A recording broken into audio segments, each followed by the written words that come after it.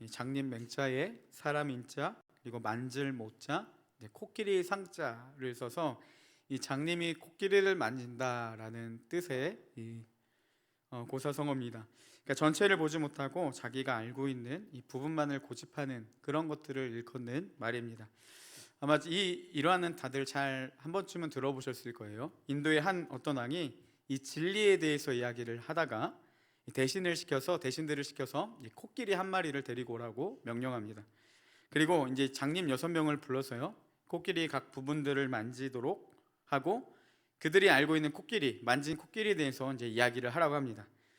이 코끼리 상아를 만졌던 장님이 이렇게 이야기를 해요. 코끼리는 무같이 생긴 동물입니다 라고 합니다.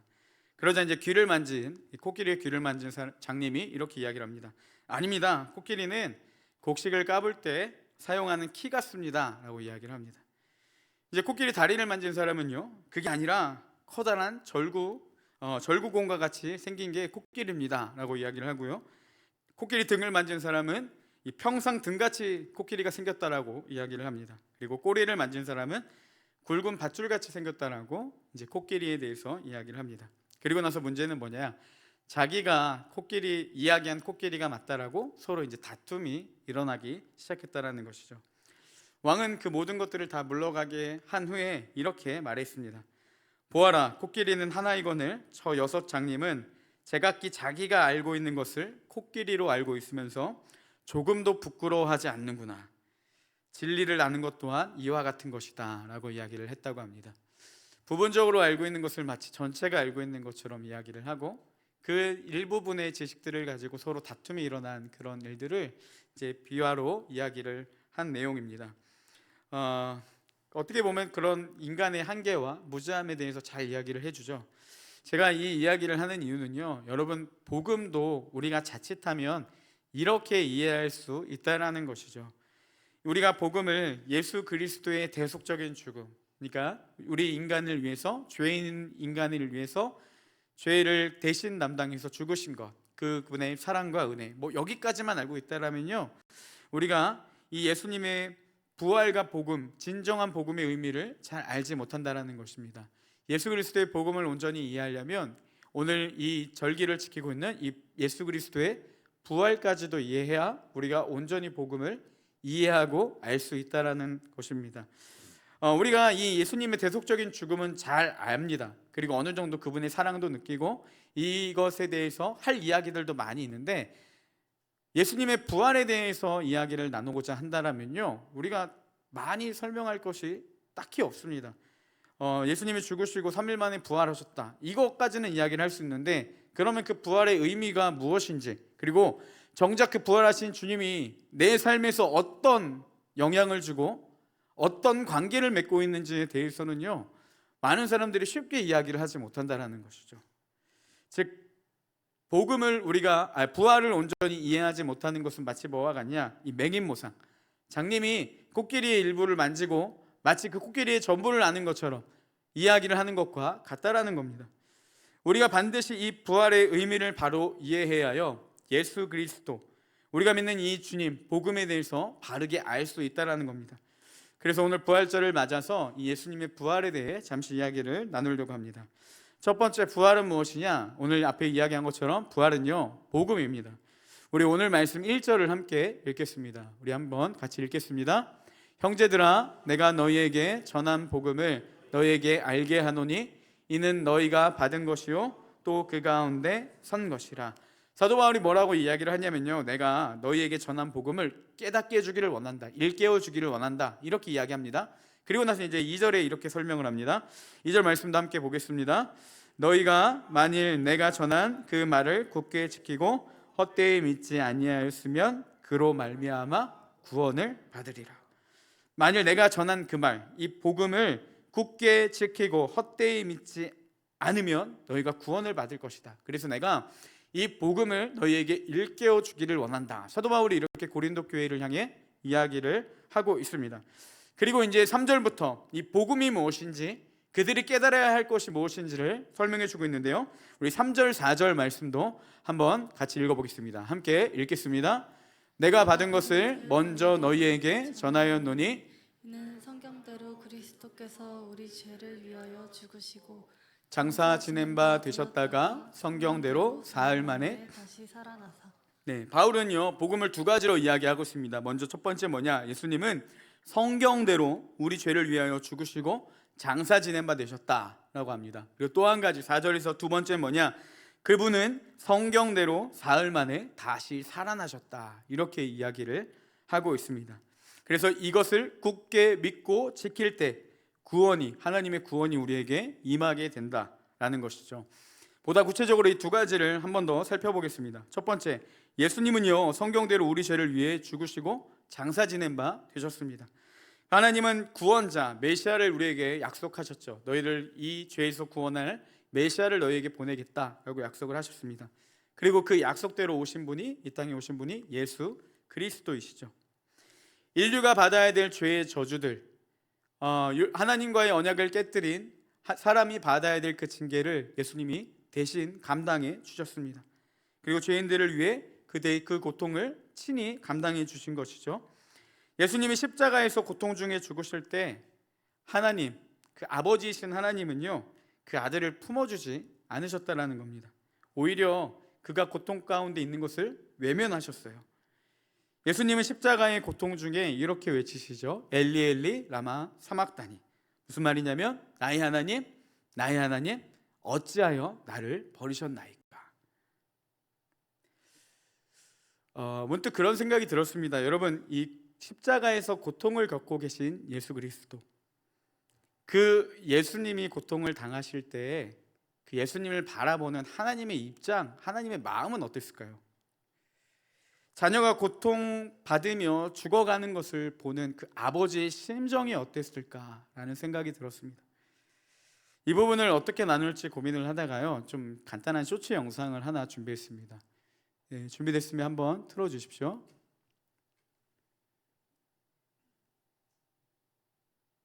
정말 많은 기계에 둘러싸인 아이가 있어요. 선이 너무 많아서 애 몸이 보이지 않을 정도로. 그래서 중환자실에서 많은 사람들의 죽음을 목격하면서 홍정희 간호사는 아이가 죽을 때가 가장 힘들었다고 얘기를 하더라고요. 그리고 부모님을 보내는 보호자분들은 어머니 이제 편히 가셔도 돼요. 걱정하지 말고 가셔도 돼요 어머니. 감사했어요 이렇게 얘기를 하는데, 자식을 보내는 부모는 같이 가자고 얘기를 한다는 거죠.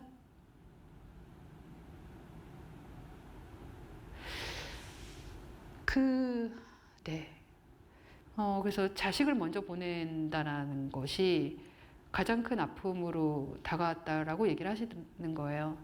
현대의학이 살릴 수 있는 많은 목숨들이 있다고 하면 정말 어린 친구들을 더 살렸으면 좋겠다라는 얘기를 저한테 하셨죠.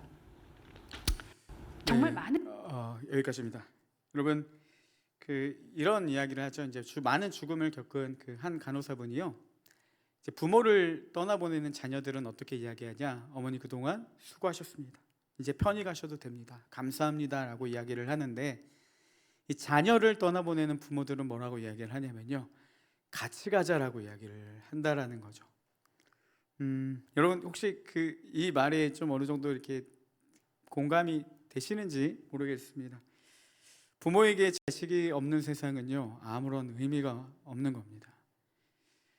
자녀의 괴로움을 보는 것만큼 부모에게 괴로운 건 없어요. 저도 아이를 훈육할 때마다 이 아이가 괴로워하는 모습을 보면 그것만큼 괴로운 게 없습니다. 근데 자녀의 죽음을 바라보고 고통 중에 있는 그 아들을 바라보는 이 아버지의 마음이 어땠을까라는 것이죠. 절규에 가까운 표정과 아마 마음이 찢어질 것 같은 고통을 겪으셨을 것입니다.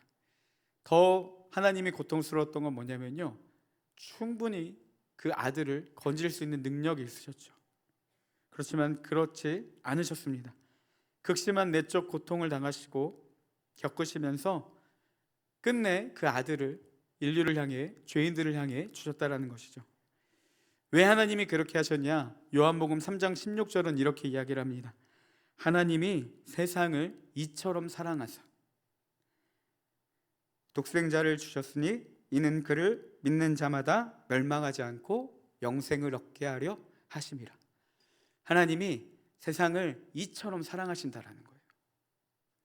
고통 중에 있는 아들을 보면서 마음 찢어지는 고통을 당하기까지 그 인류를 향해 사랑하시기 때문에 하나님이 기꺼이 그 아들을 내어주셨다라는 것입니다. 이게 성경대로 약속한 예수 그리스도, 우리의 죄를 위해 죽으신 예수 그리스도, 그리고 그분을 통한 하나님이 우리를 향한 사랑을 보여주셨다라는 거죠. 그런데 여러분, 복음이 여기서만 끝나면 안 됩니다. 하나님의 사랑이 우리에게 너무나도 감사하지만 예수 그리스도의 이야기가 만약 여기서만 끝난다라고 한다면요, 그냥 이렇게 마무리 지을 수가 있습니다. 죄인을 너무나도 사랑한 하나님의 슬픈 이야기. 그렇지만 여전히 죄의 문제는 해결받지 못한, 그래서 멸망당하는 인류의 이야기. 이렇게 새드 엔딩으로 맺게 되는 거죠. 이것은요, 복음이라 할 수 없습니다. 이 이야기가, 자녀를 잃으면서까지 죄인을 사랑한 하나님의 이야기가 해피엔딩으로 되기 위해서는 극적인 반전이 필요합니다.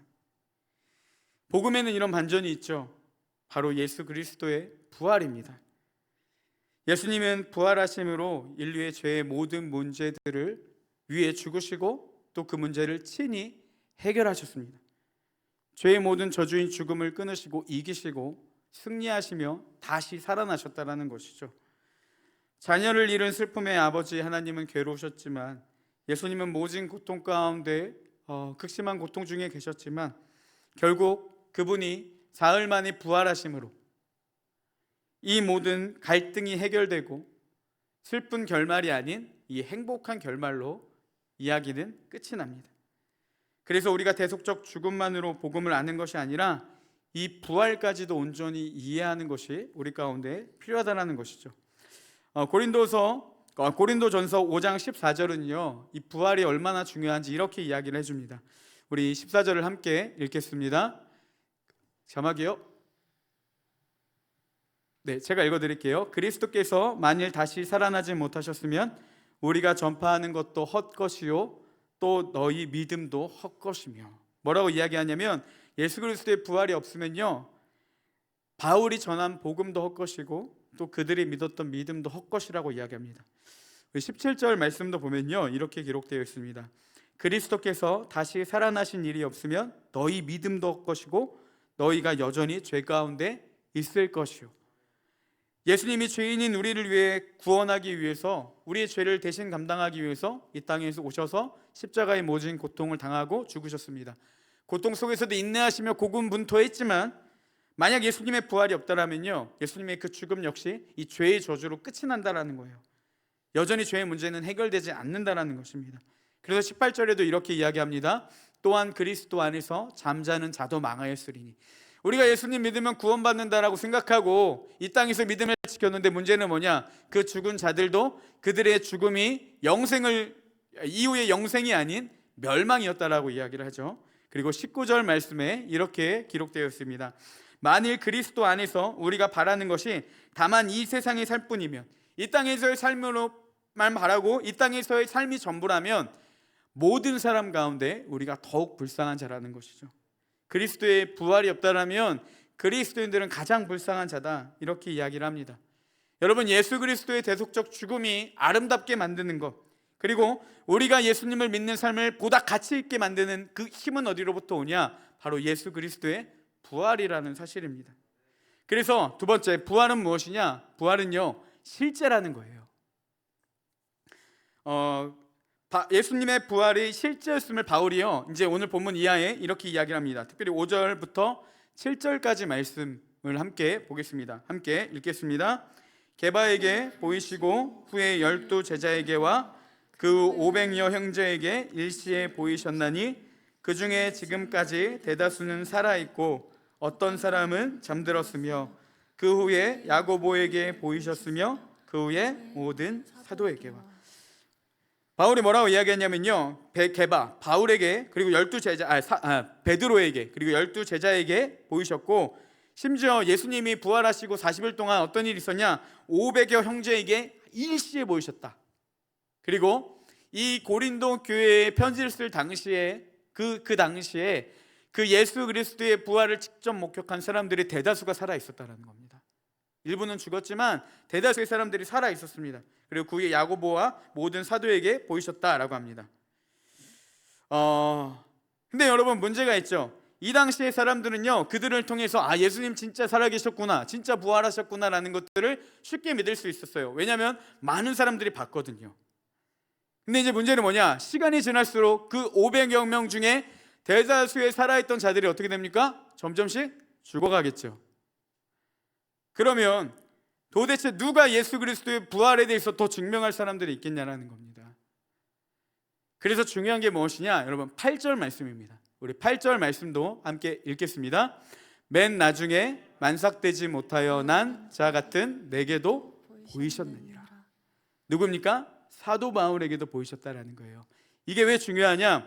여러분 사도 바울이 예수 그리스도, 부활하신 예수 그리스도를 만났다라고 이야기를 합니다. 근데 여러분 그 만난 시기가요, 다메섹 도상에서였습니다. 그러니까 뭐냐면 다메섹으로 그리스도인들을 잡으러 가는 길에 예수님을 만난 거예요. 그리고 거기서 사도로 부르심을 받은 거죠. 그럼 그 시기에 예수님이 어떤 때라는 겁니다. 여러분 이 시기는요, 예수님이 부활하시고 40일 동안 이 땅에 계시다가 승천하신 이후의 일입니다. 이해되세요?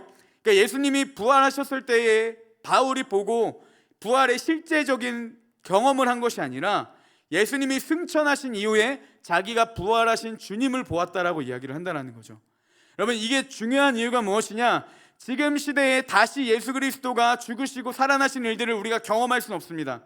그렇지만 주님의 부활을 어떻게 증거할 수 있냐? 승천하셨지만 그분은 지금도 살아계시고 죽음을 이기시고 승리하신 예수 그리스도의 부활을 우리가 지금도 실제로 경험할 수 있다는 겁니다. 바울이 승천 이후에도 부활하신 예수 그리스도를 만났던 것처럼 우리도 그 부활하신 주님을 지금 이 시대에도 만날 수 있다는 거예요. 부활하신 주님은요, 지금도 많은 이들에게 살아계심을 증명하게 보이십니다. 지금까지 예수 그리스도의 부활을 목격한 많은 자들이 있고요, 예수님을 인격적으로 만난 많은 사람들이 있고, 오늘 이 자리 가운데도 많은 청년들이 예수님을 믿고 삶을 드리는 일들이 일어나고 있다는 것. 그것이 뭐냐? 내가 예수 그리스도를 만났다는 것이 예수님의 부활이 실제라는 증거라는 사실입니다. 그리고 세 번째, 부활은 뭐냐? 부활은요, 우리의 삶을 변화시켜 준다는 거예요. 우리 17절 말씀을 한 번 더 읽어보겠습니다. 함께 읽겠습니다. 그리스도께서 다시 살아나신 일이 없으면 너희의 믿음도 헛되고 너희가 여전히 죄 가운데 있을 것이요. 네, 자막 그대로 내뱉어 주세요. 여러분 이 17절을 가만히 보시면 뭐라고 되어 있냐면 다시 살아난 일이 없으면 이런 일도 있고 이런 일도 있다라고 합니다. 이거를 반대로 해봅시다. 만약 그리스도께서 다시 살아나는 일이 있다라면 어떻게 됩니까? 너희 믿음이 헛된 것이 아니라 참되고 너희가 여전히 죄 가운데 있지 않을 것이다 라고 이야기를 합니다. 예수님이 다시 살아나셨으면, 부활이 진짜라면 우리의 믿음이 참되다고 결정이 되고 이제는 죄 가운데 있지 않을 것이다 라고 선언을 하는 것이죠. 우리 57절 말씀도 함께 읽겠습니다. 우리 57절도 함께 읽겠습니다. 우리 주 예수 그리스도로 말미암아 우리에게 승리를 주시는 하나님께 감사하노니, 뭐라고 이야기하냐면요, 우리가 이제 죄 가운데 있지 않을 거야. 예수 그리스도가 다시 살아나시는 일이 실제라면. 그래서 예수 그리스도로 말미암아 하나님 우리에게 무엇을 주셨냐? 승리를 주셨다는 겁니다. 그리고 58절도 함께 읽겠습니다. 함께 읽겠습니다. 그러므로 내 사랑하는 형제들아, 견실하며 흔들리지 말고 항상 주의 일에 더욱 힘쓰는 자들이 되라. 이는 너희 수고가 주 안에서 헛되지 않은 줄 알미라. 승리의 비결, 승리를 누릴 수 있는 두 가지 비결을 이야기합니다. 첫 번째 뭐냐? 견실하며 흔들리지 말라라고 이야기를 해요. 이 견고함과 움직이지 않는다, 이 둘 헬라어의 합성어로요, 어떤 것도 너희들을 흔들지 못하게 하라, 이런 뜻입니다. 그러니까 우리가요, 이 진리가, 부활이신 예수 그리스도, 이 복음의 진리가 흔들리지 못하도록 우리가 항상 이것들을 지켜야 된다는 겁니다. 진리를 가리는 불의와 경건하지 못함으로 오는 그 악의 세력으로부터요, 우리가 끊임없이 이 복음을 지켜야 된다는 거예요. 여러분, 이 땅의 유일한 진리는 오직 하나님의 말씀이며 복음입니다. 예수 그리스도가 주인 되는 것 외에 다른 어떤 그 가르침과 다른 어떤 것들을 숭배하는 모든 것이 거짓이라는 거예요. 세상에 수도 없는 많은 이치와 가치관 가운데서 우리가 지켜야 될 게 무엇이냐? 견고하여 흔들리지 말며 이 진리를 지켜야 된다는 겁니다. 그 두 번째는 뭐라고 이해하냐? 이제 좀 적극적인 측면을 이야기합니다. 항상 주의 일에 힘쓰는 자가 되라라고 이야기를 하고 있습니다. 그리고 왜냐하면 그 수고가 주 안에서 결코 헛되지 않기 때문이다라고 합니다. 여러분, 여기서 오해하지 말아야 될 것이 있는데, 이 말하는 주의 일, 바울이 말하는 주의 일은요, 우리가 흔히 말하는 사역 그 자체를 이야기하는 것이 아닙니다. 바울이 말하는 주의 일은 무엇이냐? 이 복음을 고려한 모든 활동을 주의 일이라고 이야기를 하는 것이죠. 견고하며 견실하며 흔들리지 않는 것이 복음을 지키기 위한 우리의 어떤 인내와 그 진리를 붙드는 것이라면, 그와 함께 적극적인 측면을 이야기하는데 뭐냐면 너희들이 주의 일에 힘쓰라. 다시 말하면 복음을 고려한 모든 활동들을 힘쓰라는 겁니다. 예수 그리스도의 복음의 진리를 지키기 위해 인내하는 것 이상으로 그것들을 지키기 위한 어떤 행위들을 우리가 해야 된다는 거예요. 세상에 물들지 않도록 우리가 해야 될 게 무엇입니까? 날마다 말씀 가운데 영향력 받기 위해 하나님께 가까이 가는 행위들을 해야 됩니다.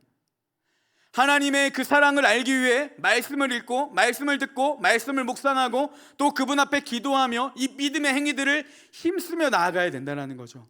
그 수고가 주 안에서 결코 헛되지 않고 이 믿음의 승리를 우리 가운데 가져다 준다라는 사실입니다. 그렇게 하나님을 깊이 사랑해서 더 나아가 교회를 위해 봉사하고 이웃을 더 깊이 사랑하며, 그래서 복음을 살아내는 것, 적극적으로 살아내는 것, 이것이 주의 일에 힘쓰는 자들, 그리고 그 수도를 결코 헛되게 하지 않으실 하나님의 은혜를 경험하게 된다는 것입니다. 이제 마지막 하나를 좀 일화를 이야기를 하고 마치려고 합니다. 아마 한 번쯤은 들어보셨을 목사님인데요, 여러분, 일사가고라고 잘 알려진 이 주기철 목사님이라는 분이 계셨습니다. 이 목사님은 일제강점기 시절 이 모진 고난에도 믿음을 굽히지 않고 특별히 이 신사참배에 동참하지 않으셨던 분으로 우리에게 잘 알려져 있습니다. 어느 날 그 한 프로그램에서요, 이 주기철 목사님의 그 가족들이 이제 프로그램에 나와서 이제 인터뷰하는 내용들을 이제 들었는데, 그 중에 이제 몇 가지 일화를 좀 같이 나누려고 합니다. 이제 어느 날은 주기철 목사님이 이제 고난을 받고 이제 고문을 당하고요, 이제 감옥에 있다가 이제 집에 왔습니다. 여러분, 뭐 제대로 끼니나 먹었겠습니까? 이제 그 허기짐을 가지고 이제 왔더니 어머니가 맛있는 밥을 차려주셨대요. 그래서 이제 맛있다면서 허겁지겁 먹고 있는데 갑자기 밖에서 막 소란하더니 주기철 나와! 이런 소리가 들렸대요. 목사님은 또 나를 잡으려 가는구나 라는 생각이 들어서 이 먹던 숟가락을 멈추더니 손을 부르르 떨더랍니다.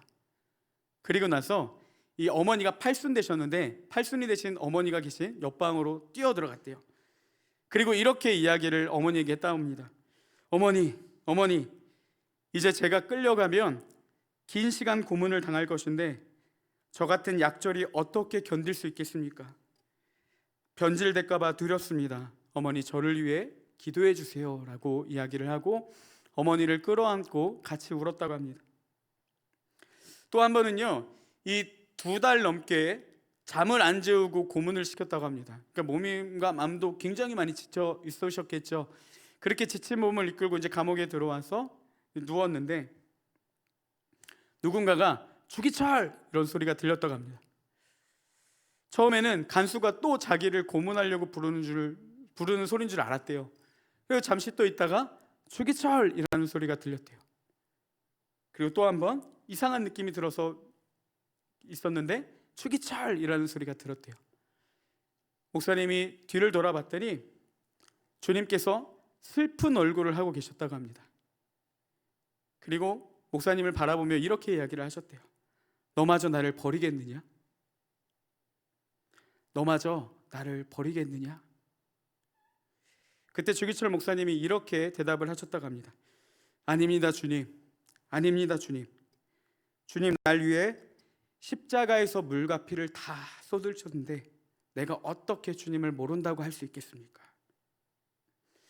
여러분, 그 시대가 어떤 시대냐면요, 당시에 많은 교회 지도자들이 이 신사숭배에 참여했습니다. 뭐라고 이야기했냐면요, 신사숭배는 우상숭배가 아니라 국가의 의식에 불과하다. 그러니까 일본만이 가진 고유한 국가의 의식이다라고 이야기를 하고 그들과 타협하며 나아갔던 시대였습니다.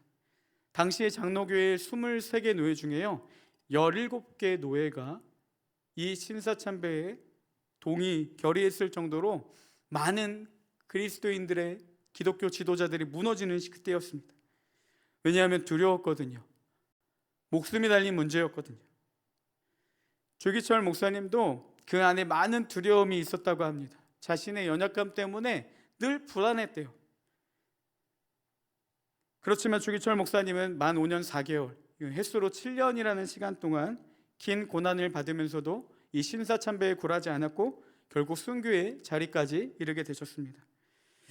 목사님은 부활의 믿음으로 예수님을 의지했습니다. 복음을 지키려고 힘쓰셨죠. 자신의 연약함에 불안해하기는 했지만 그 불안감을 가지고 날마다 예수님을 의지했고 찾았고, 또 그럴 때마다 그 연약한 목사님을 주님은 외면하지 않으시고 몸과 마음도 다 지쳐서 포기할 순간마다, 일어날 수 없을 때마다 그분을 찾아가셔서 감당할 수 있는 힘을 허락해 주셨다는 겁니다. 단순히 부활의 주님이요, 이 강대상 안에서만 나누는 이야기가 아니라 우리끼리의 지적인 동의를 얻기 위한 어떠한 하나의 그런 나눔의 장이 아니라요, 부활하신 주님이 주기철 목사님에게는 실제로 나왔다라는 거죠. 자신이 복음을 붙들고 주의 일에 힘쓸 수 있도록 그분이, 부활하신 주님이 날마다 그 목사님을 붙들어 주셨다라는 겁니다. 이 목사님이 고별 설교에서 이렇게 말씀을 하셨습니다. 처음에는 우리가 십자가를 지지만 나중에는 주님의 십자가가 우리를 지워줍니다.